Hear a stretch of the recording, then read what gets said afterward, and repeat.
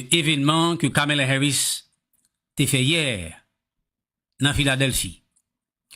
Après discours li, côté que fin secoué État ça, État Pennsylvania, c'était moment ça pour te présenter vice-président qu'elle choisit, Tim Walz.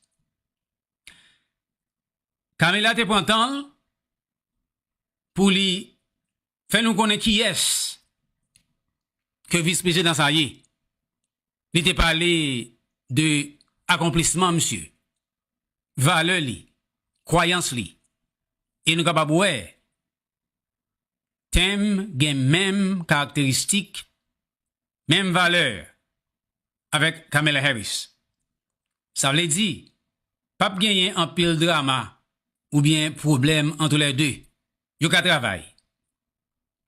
Tim Walz also, li se yon nou capable relier en centriste parce que c'est yon qui toujours traversé dans l'autre bord pour le travail avec les républicains indépendants pour capable faire bagay marcher pour les États-Unis. C'est un monde sérieux qu'il y est, il pas un 100% libéral gauche malgré son démocrate, mais semble son monde tout qui est raisonnable. Et me suspecte, c'est une des raisons qui fait Kamala Harris choisir monsieur. Donc, après ça, il était introduit Tim Walz et qu'on y a là, nous allons dans les Tim Walz qui va le présenter discours à peuple américain pour la première fois.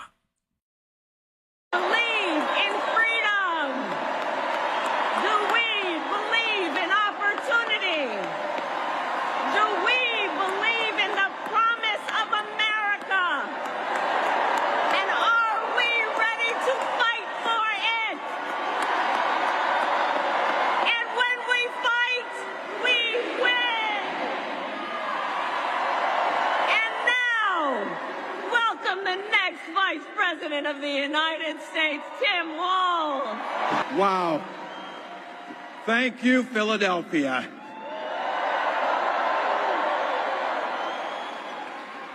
Thank you, Madam Vice President, for the trust you put in me, but maybe more so, thank you for bringing back the joy.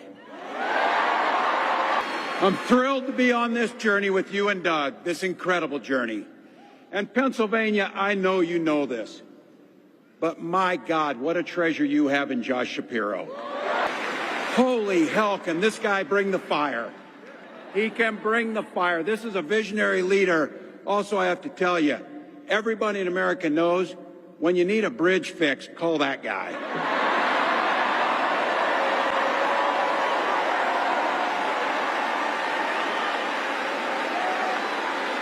And I think sometimes we forget and you see people a little one-dimensional. But seeing a guy who cares so deeply about his family, a man with compassion, vision, and I'll have to tell you this, I know this from experience, there is no one you would rather go to a Springsteen concert in Jersey with than him, than that guy. And I can't wait for all of you and America to get to know my incredible wife, Gwen, a 29-year public school educator. Don't ever underestimate teachers.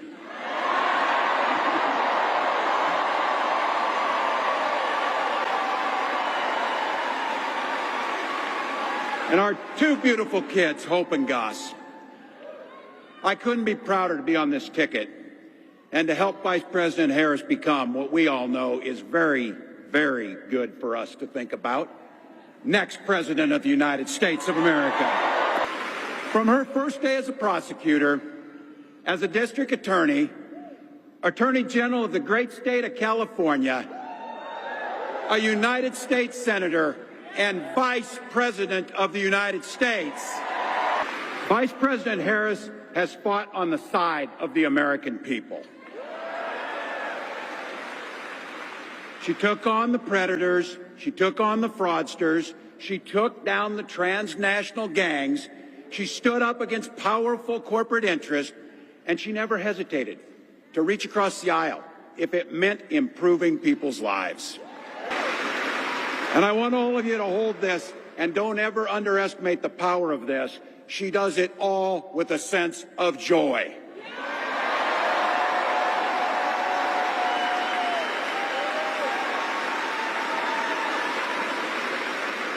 I know a little something about that commitment to people.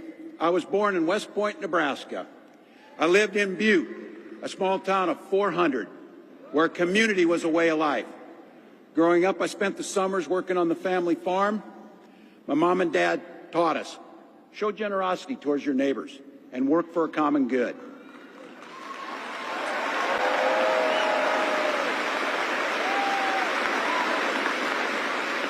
My dad served in the Army during the Korean War. And with his encouragement, at 17, I joined the Army National Guard.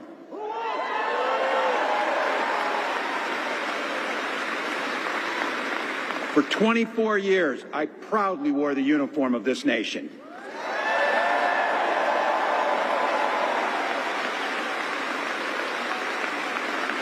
The National Guard gave me purpose. It gave me the strength of a shared commitment to something greater than ourselves. And just as it did for my dad and millions of others, the GI Bill gave me a shot at a college education.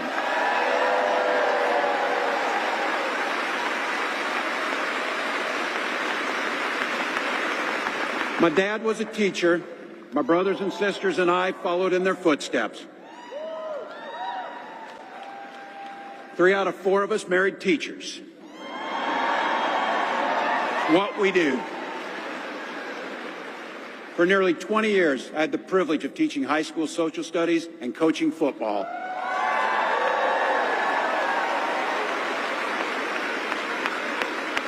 Including winning that state championship. Thank you. Don't ever close the yearbook. Don't ever. But it was my students. They encouraged me to run for office. They saw in me what I was hoping to instill in them, a commitment of common good, a belief that one person can make a difference. So in 2006, I took a leap and I ran for Congress.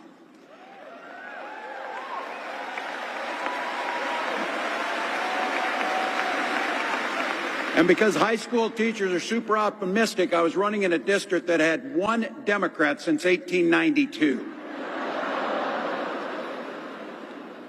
Well, my neighbors graced me with an opportunity to represent them in the United States House of Representatives.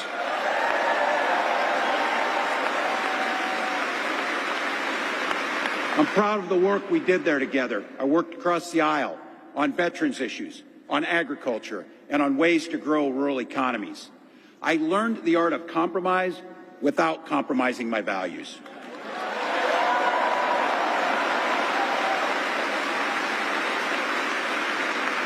And now, as governor of the great state of Minnesota, I bring those experiences to bear in tackling the challenges that are facing our great state. Minnesota's strength comes from our values, our commitment to working together, to seeing past our differences, to always being willing to lend a helping hand. Those are the same values I learned on the family farm and tried to instill in my students. I took it to Congress and to the state capitol, and now Vice President Harris and I are running to take those very values to the White House.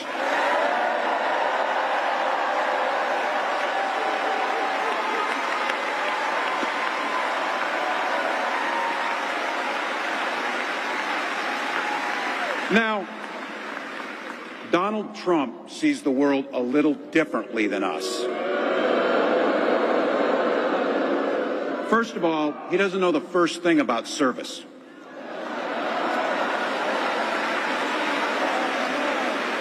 He doesn't have time for it because he's too busy serving himself.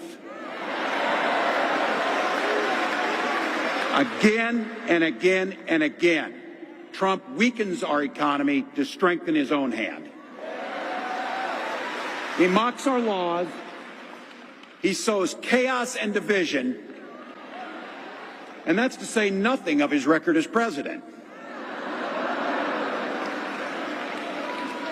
He froze in the face of the COVID crisis. He drove our economy into the ground. And make no mistake, violent crime was up under Donald Trump.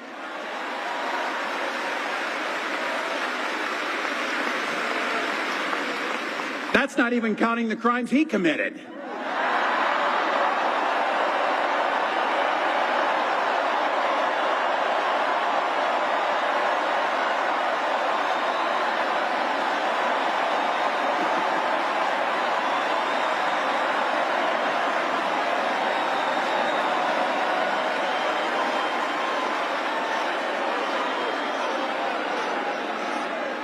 You know, some of us are,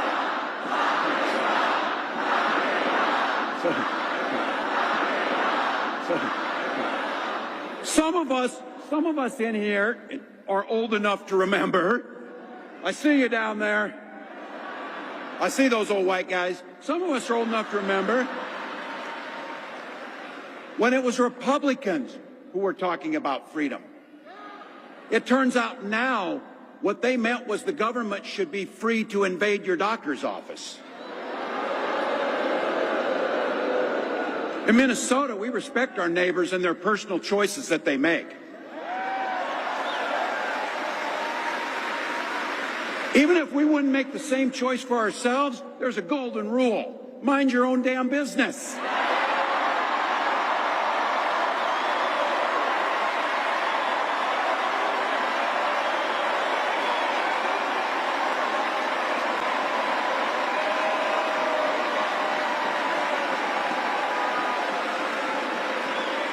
These guys are after my heart chanting, mind your own damn business. That feels good, so thank you.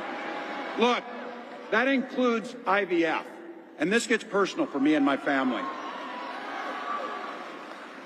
When my wife and I decided to have children, we spent years going through infertility treatments. And I remember praying every night for a call for good news. The pit in my stomach when the phone rang, and the agony when we heard that the treatments hadn't worked. So it wasn't by chance that when we welcomed our daughter into the world, we named her Hope.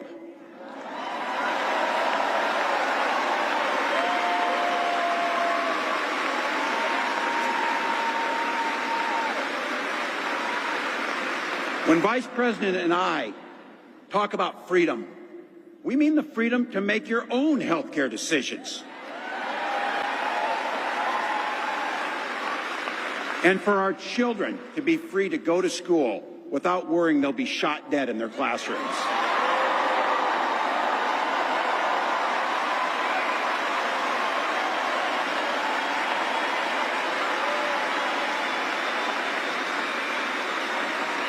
By the way, as you heard, I was one of the best shots in Congress, but in Minnesota, we believe in the Second Amendment, but we also believe in common sense gun violence laws.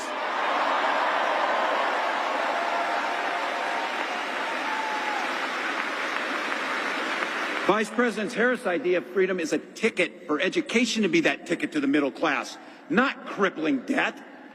Air that's clean, water that's pure, communities that are safe.